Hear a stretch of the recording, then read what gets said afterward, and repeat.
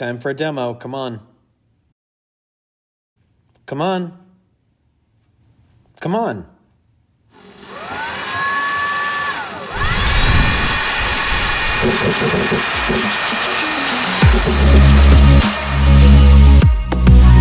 How is everyone? Today we're going to go through the process of scumbling and glazing, but quickly. Starting off this process, we have a damp paper towel. We're going to remove our chalk line grid.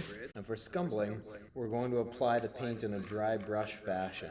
Even though we're not going to use large quantities of paint on the surface, because we're painting with a dry brush, we do want to have enough of our color mixed, because as we thin the paint out, it's going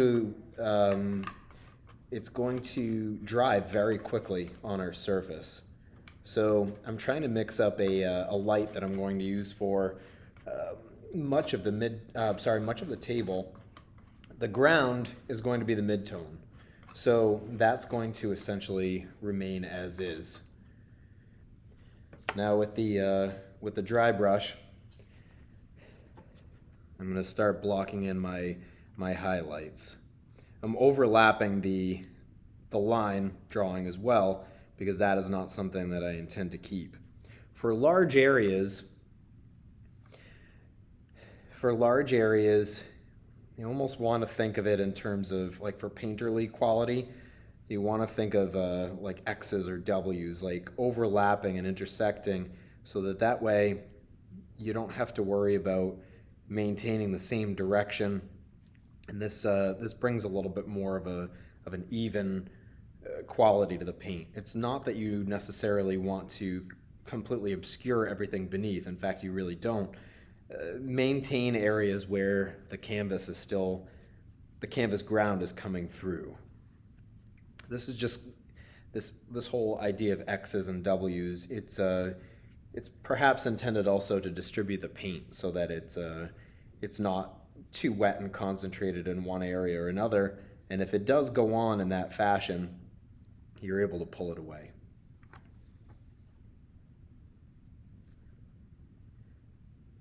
Since this was established in such a rough manner, I'm still thinking of sketching. Like, it's a painting class, but I'm thinking of drawing in terms of finding the form.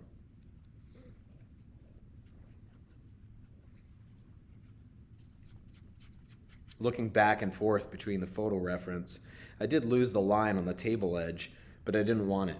I didn't want to keep it. So you can edit things out as you go along too. It has to look logical in the painting. So you're creating a world, and you need the rules of that world to be consistent. I've chosen to go in and scumble in the highlighted areas first. The reason for that is just because I think it's helpful, at least for me, to block out my extremes. I could have gone in and plotted out the darks first, since again I'm using my ground as a mid-tone, but I often feel like I work that way most of the time. So in terms of challenging myself in the process and just thinking of something in a new way, this is the way I've opted to go about it.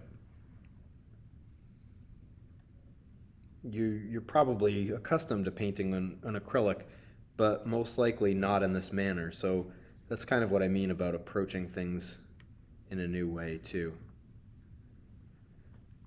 I'm just going to try to use this color not only everywhere I can in the tabletop, but anywhere that I find an opportunity within the actual objects as well. It's distribution of the color.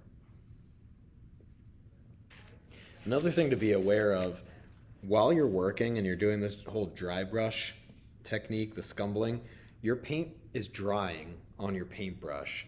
So it wouldn't be the worst thing in the world every so often, like, because in 20 minutes I've got a little bit of an issue here with acrylic dried on the back of the brush. It wouldn't be the worst thing to maybe every 10 minutes or so just give your brush a rinse. At this stage now that I've established the the strong highlights, I'm going to do the same for my strongest darks. So I'm going to mix hopefully a deep purple, and essentially what I'll have done, ideally, is create an underpainting. The underpainting would be practically a monochromatic guide for the lighting of the painting, just as this is a monochromatic black and white guide for the painting. The difference is my monochrome is going to be this kind of hopefully rich sepia. All right, starting this at 24 minutes, we're going to repeat the process, dry the brush off. We've got plenty of our underpainting dark here, and transform this.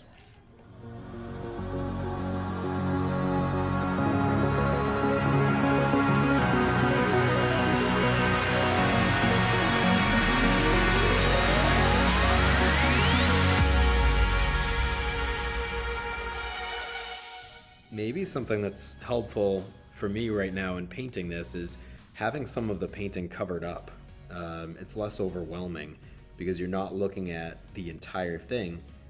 Here, I'm just trying to focus on like capturing a little bit of subtlety and spending time with this moment in the still life in this painting.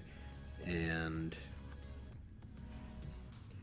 honestly, the thing I'm thinking about the most is trying to be in the moment and slow myself down, not to the degree that I'm overworking the painting. I'm still sketching, but just wanting to find more and to allow myself the time and space to find more. Thanks so much for watching. If you have any questions, please feel free to ask me in person, or you can email me, and you can always refer back to this video as necessary.